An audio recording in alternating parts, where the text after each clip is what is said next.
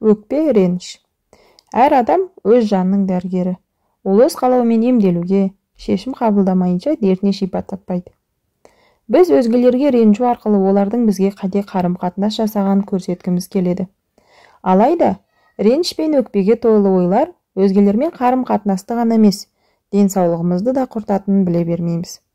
Бойымызда пайда болған сырқаттар реніш атаулыны ұмыту керегін ескертеді.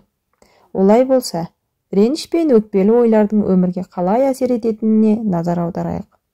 Әр қайсымыз осы бір жанға жағымсыз реніш деген сезімді бастан кешірдік.